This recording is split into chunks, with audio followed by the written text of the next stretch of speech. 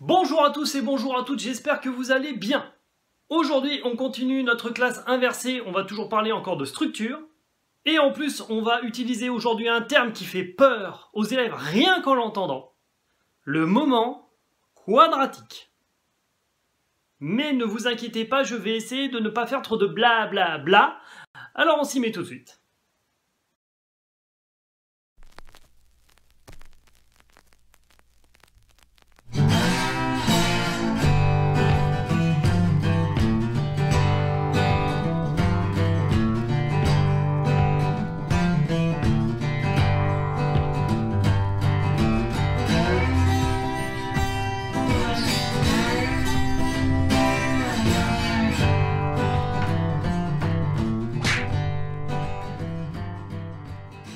Bien sûr, devant vous, vous avez deux feuilles, synthèse, exercice. N'oubliez pas, sinon il faudra revoir la vidéo pour remplir la synthèse et l'exercice. Bref, on va définir déjà ce que c'est que le moment quadratique. Alors, le terme en lui-même, vous l'apprenez par cœur. Moment quadratique, d'accord? C'est définir les deux termes, ça ne va pas vous aider. Par contre, qu'est-ce que ça veut dire très simplement? Pour moi, c'est la résistance de la forme de la section d'une poutre.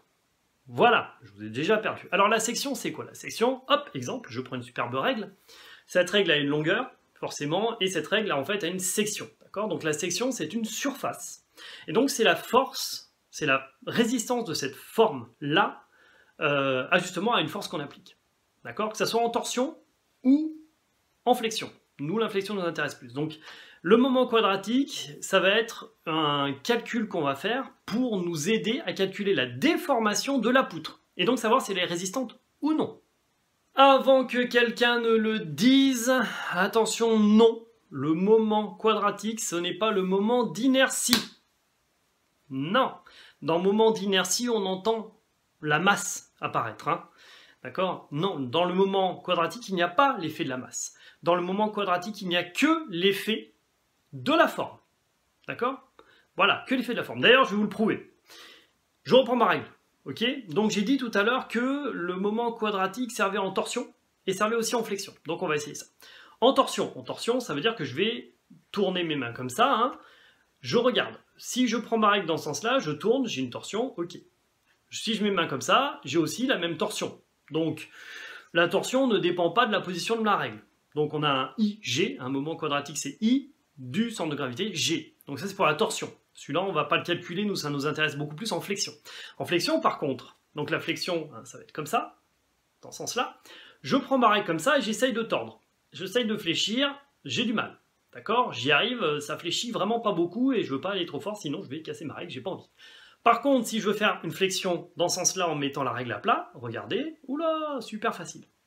Donc au niveau de la flexion, eh ben, on peut déterminer deux moments quadratiques, au moins sur cette forme-là, quand elle est en hauteur et quand elle est à plat. Donc en effet, le moment quadratique dépend de la forme et aussi dépend de l'orientation de cette forme. Et on voit très bien, en effet, l'impact de ce moment quadratique. Parce que la seule chose qui change quand j'utilise cette règle, c'est simplement ma forme. Là, c'est un rectangle à plat, là, c'est un rectangle debout. Et on voit vraiment qu'on n'a pas la même résistance.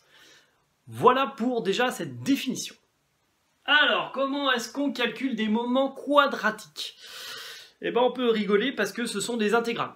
Bon, déjà, le moment quadratique total d'une forme, c'est l'ensemble des moments quadratiques de chacune des formes qui la composent. Voilà.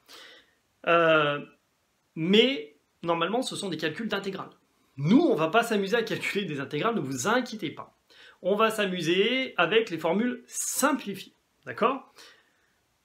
On n'a pas à aller plus loin que ça, et les logiciels qu'on utilise, par exemple RDM6, utilisent ces fameuses formules simplifiées, donc ça nous arrange. Alors, quelle est l'unité du moment quadratique? Alors déjà, on rappelle, un moment quadratique, c'est I. Dans les formules, c'est un I, d'accord? IX ou Y, suivant l'axe. Le moment quadratique, son unité, attention, ce sont des millimètres 4. Alors, on sait ce que c'est des millimètres, c'est une longueur. Millimètre au carré, une surface. Millimètre cube, un volume. Millimètre 4, et ben c'est un moment quadratique. Voilà, dites-vous ça. Millimètre 4, d'accord? Alors d'où ça vient? En fait, ça devient des formules. Justement, on va prendre une formule simplifiée du moment quadratique, hein, par exemple, justement, pour un rectangle. un petit peu la forme de ma règle, mais c'est pas tout à fait la même chose. Hein. Ma règle est un peu plus compliquée, mais bon. Imaginons que ça soit un rectangle. La formule du i pour un rectangle, c'est bh³ sur 12. B, la base, fois la hauteur au cube sur 12. D'accord? La hauteur au cube. Hein, ça veut dire que la hauteur, elle est au cube plus important que la largeur. Donc si vous avez à modifier une valeur d'une poutre un jour, bah, peut-être que la hauteur fera beaucoup plus d'impact que la largeur. Je dis ça comme ça. Et donc, si je regarde B, c'est en millimètres, d'accord? H est aussi en millimètres, donc c'est des millimètres, fois des millimètres, fois des millimètres, fois des millimètres, ça nous fait bien des millimètres 4, parce que 12 c'est une constante. Donc on a bien des unités en millimètres 4. Et dans toutes les formules des moments quadratiques, la première chose à vérifier, c'est ça. Est-ce qu'on a bien des millimètres 4 à la fin? Alors, qu'est-ce qu'on peut attendre comme valeur de ce moment quadratique? C'est petit, c'est grand, c'est quoi? Bah, en fait, c'est super grand. Vous faites des calculs simples, vous prenez par exemple une forme rectangulaire, 10 cm sur 20 cm, d'accord? C'est pas très haut, pas très large, mais bon, 10 cm par 20 cm, donc 100 mm x 200 mm x 200 x 200. Forcément, h au cube, divisé par 12. On trouve 66 666 666. Donc on va parler en fait en millions. Donc forcément, on va s'amuser à avoir des puissances, des 10 puissance 6. D'accord? Pour parler plus simplement, parce que des chiffres aussi gros que des millions, des fois, c'est moins facile à comparer. Mais en tout cas, attendez-vous à des chiffres très grands. D'accord? Alors, est-ce qu'on cherche une grande valeur ou une petite valeur? Est-ce qu'on veut un i très haut ou un i très bas? Eh bien, la plupart du temps, on veut une déformation faible. D'accord? Parce que si on a une grande déformation sur beaucoup de poutres, on va avoir des problèmes de fonctionnement. Pour avoir un f le plus petit possible, et ça on le verra dans les vidéos sur la flexion. Hein. Donc sur un calcul de flexion, je ne montre pas la formule parce que vous la verrez plus tard, mais sur un calcul de flexion, en fait, le moment quadratique se trouve au dénominateur à côté du module de Young. Module de Young, vidéo précédente. Hein. Et donc ce moment quadratique, i, forcément, si au dénominateur et que je veux la flèche la plus petite, ça veut dire que je veux le moment quadratique le plus haut possible. Voilà. Donc i, on cherche le plus haut possible. Plus il est haut, et moins notre poutre sera en déformation. Voilà. Très simple. Alors, au niveau des différentes formes qu'on peut trouver, de poutres, de sections de poutres, bien sûr, on les choisit par rapport à beaucoup de paramètres, par rapport à la résistance qu'on veut, par rapport à l'esthétique, par rapport à l'utilisation, est-ce qu'on veut que ça se déforme beaucoup ou pas, et par rapport aussi, pourquoi pas, à l'encombrement.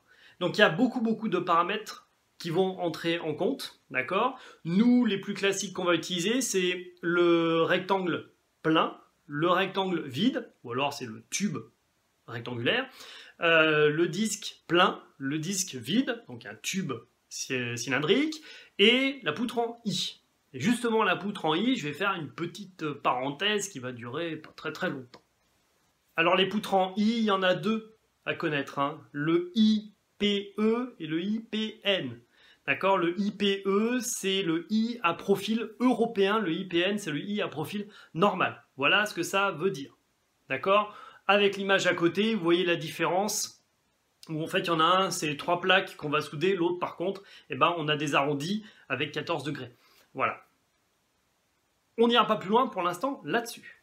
Du coup, par rapport à ces différentes formes, je me suis un petit peu creusé les méninges, je me suis dit, tiens, comment est-ce que je pourrais les comparer? Comment est-ce que je pourrais dire, tiens, c'est cette forme-là la plus résistante? Et là, l'idée est importante parce que en comparaison, vous n'êtes pas forcément très bon, même au bac, vous n'êtes pas super bon là-dessus. Comment est-ce que je compare différents éléments? Là, je me suis dit, bon, qu'est-ce que je veux? Tiens, et si je partais du principe que je veux la même quantité de matière? Donc en fait, pour comparer les différentes formes que je vais vous montrer maintenant, d'accord, sur un magnifique tableau Excel, je me suis dit, tiens, je veux la même quantité de matière. Même quantité de matière, ça veut dire que je veux la même section, la même surface. Ok? Ça, c'est mon truc. Je veux la même surface. Donc, je me suis basé sur cette surface-là. Et puis, je me suis dit, tiens, je vais mettre aussi une hauteur maximum. Voilà, je me suis dit, tiens, voilà, j'ai pas beaucoup de hauteur. Je vais mettre une hauteur maximum et je vais mettre la même quantité de matière et je vais pouvoir comparer. Et donc, c'est ce que j'ai fait. Et donc, qu'est-ce qu'on voit? Eh bien, déjà, il y a une chose qu'on voit, c'est que le rectangle, par exemple, le rectangle plein, il est plus intéressant quand il est debout que couché. C'est comme ma règle, hein. Je vous rappelle la règle, comme ça c'est dur, là c'est facile, donc c'est plus intéressant debout. Et ça, on le voit déjà dans les résultats. De la même façon, on voit qu'au niveau du cylindre, le cylindre plein est moins intéressant que le cylindre vide. Et le rectangle plein est moins intéressant que le rectangle vide. Donc déjà, les éléments qui sont pleins, déjà, ils ne sont pas forcément super intéressants. C'est plus intéressant un petit peu quand il y a du vide à l'intérieur, hein, notamment à cause des contraintes qu'on va appliquer dessus. Et là, il faudrait faire des calculs d'éléments finis pour vraiment voir ça. D'accord? Mais ce qu'on peut remarquer, c'est que finalement, le grand gagnant, en tout cas dans cette sélection-là, parce qu'avec une autre sélection, ce serait peut-être pas forcément la même chose, bah, c'est la poutre en I. Et c'est pas anodin. Si aujourd'hui, sur certaines charpentes en bois, on commence à avoir des poutres en I, c'est pas pour rien. Parce que forcément, si on reprend la même poutre en I avec les mêmes dimensions, elle va être, par exemple, plus lourde. Donc, plus de charge. Voilà. D'accord? Donc, on voit dans ce comparatif, très simple à faire, très rapide, que bah, déjà, une première chose, un rectangle, vous ne le mettez pas à plat, vous le mettez en l'air. Et ensuite, si vous avez le choix, essayez de viser des poutres en forme de I. Ossature est très facile à utiliser, le logiciel est très facile à utiliser pour faire ces comparatifs-là.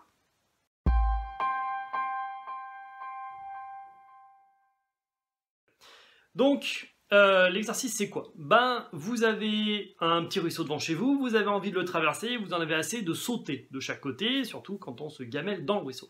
Votre ruisseau, ben, il est large d'1,50 m, il vous faut donc une poutre de 2 mètres de long, vous décidez de faire ça en chêne, parce que vous aimez le chêne, vous aimez le bois, et vous savez quelle force vous allez appliquer dessus, parce que vous connaissez votre masse. Voilà. Donc du coup, vous connaissez le module de Young, vous connaissez la portée, vous connaissez la force, vous connaissez la flèche, vous savez que vous ne voulez pas dépasser une certaine flèche, et bien justement avec tout ça, vous êtes capable de calculer quel est le moment quadratique de la poutre. Et vous calculez qu'il vous faut 10 millions de millimètres 4 pour avoir une poutre qui ne va pas se déformer plus que ce que vous voulez. Du coup, vous allez chez le marchand et vous dites « Oui, bonjour, j'aimerais bien avoir une poutre en chêne dont le moment quadratique est de 10 millions de millimètres 4. » Et là, le mec, il vous regarde dans les yeux et il vous dit « Les poutres sont là, débrouillez-vous. » Oui, oui, c'est comme ça, d'accord? Et vous avez plusieurs formes possibles. Donc, les formes sont dans l'exercice. Hein, je vous donne les formes avec les dimensions de chaque forme. Petite aide, enfin petite aide, non, c'est petite contrainte. Le prix, on va partir du principe, même si ce n'est pas tout à fait vrai, que le prix est proportionnel à la quantité de matière. Plus vous allez prendre un grand volume, plus ça sera cher. D'accord? D'après vous, quel est le choix le plus intéressant dans toutes les poutres qu'on vous propose et pourquoi? Voilà.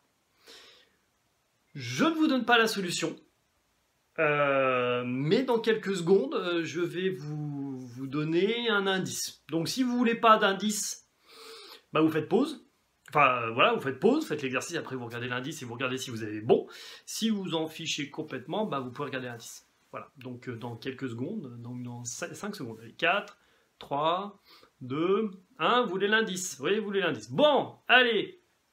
Bah, forcément, vous allez calculer la section.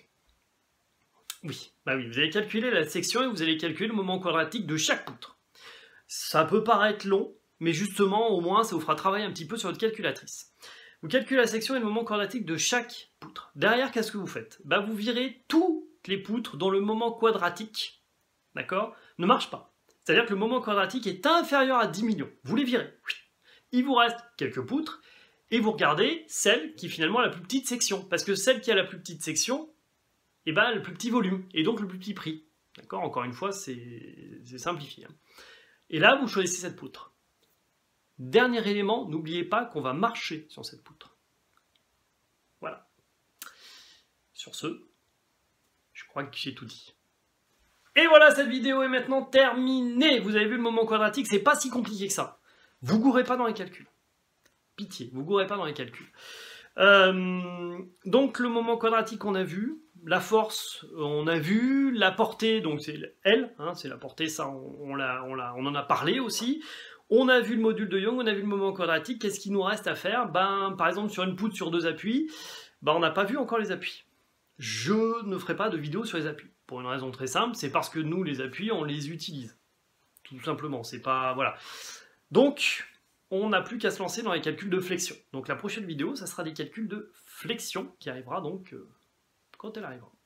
Sur ce, bonne soirée. Travaillez bien, amusez-vous bien, bon courage et bah, à bientôt.